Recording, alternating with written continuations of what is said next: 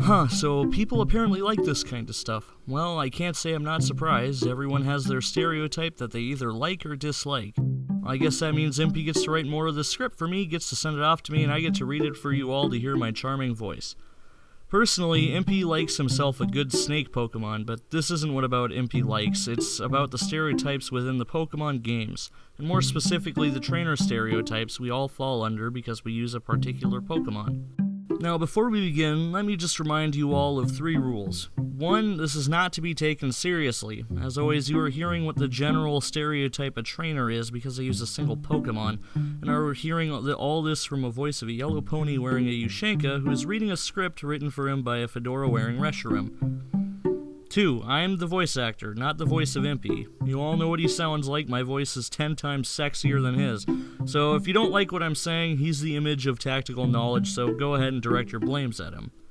3, this is meant to be funny. Just have a laugh, take the jokes as they are, and share it with your friends. Now, with all that said, let's get started.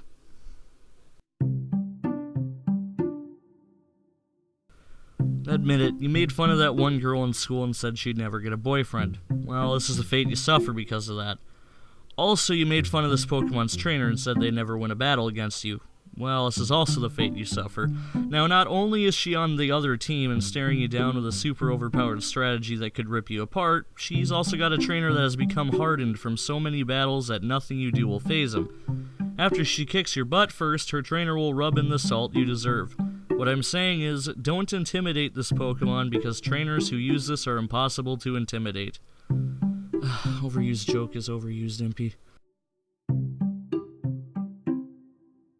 What's that floating 2 feet above the ground? It's a bird. It's a tank? No, it's a moon duck. What's her special power, you may ask? Well, she's hard to KO. That's it. That is all she is good for. Don't look at her for sweeping. She's just a tank that makes you scream when you see her. Trainers just use her so they have a reliable tank, but she's also a moon duck, so bonus points there. Does this thing have any use? Seriously, its only ability is defeatist. Come on, man, have some confidence in yourself. If a poodle using its voice can sweep through legendaries and mega Pokemon, you can at least believe in yourself. Don't just give up because you got 49 on a test. There's always another turn or another battle. What I'm saying is people who use this have a lot of self-doubt because they expect to lose in the first minute. Sounds like a Pokemon Impy would use. You know the saying, men with big items are usually compensating for something. Well, trainers are using this to compensate for a thing called skill.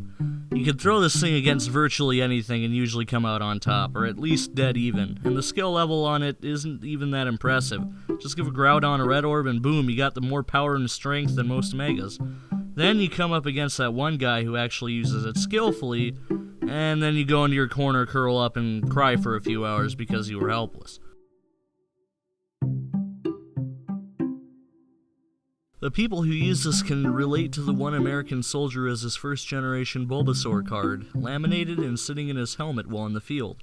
This Pokemon's line is loyal, always has your back, and will never let you down if you give it a chance. The only way it's going down easily is if it's overpowered. Trainers who use this are the definition of bros, so make friends with them. They're the ones you want to have your back when the zombie apocalypse happens. You have to really give people who use this Pokemon credit. It takes great skill and individual perception of a battle to know when to throw this Pokemon out into the field. Determining if they want the ability to automatically turn into their opponent's Pokemon or use the move to transform into any Pokemon can really tip the battle into its trainer's favor. Timing has to be crucial because its ability to transform can turn the tide of a battle in an instant, and using it in battle can give a player a massive advantage, especially if... Wait... Most people only use this blob of goo for breeding? Seriously, what is with you people? How will Pokemon celebrate Mother's or Father's Day when this is their parent? Now I understand why Impy never uses Ditto unless it's for Porygon. I can give you a 100% guarantee that trainers who are using this are thinking, why am I using a Pokeball to hold another Pokeball? But then you remember in Pokemon games, finding an item on the ground meant you found a Pokeball. And sometimes you found a Pokeball as an item. So there you go, yet more stereotypes involving our Pokemon and how we are defined by them. If you like this video, go ahead and leave a like or even subscribe. If you got a stereotype for a Pokemon, go ahead and list it below. By the way, if you have a string of stereotypes, MP will probably do those, like all shiny trainers, and how they need shinies of everything. What I'm saying is, say things, share it, and yeah, share the video. Do it. The Ushanka wearing Fluttershy demands it. That doesn't sound nearly as good as when MP says it.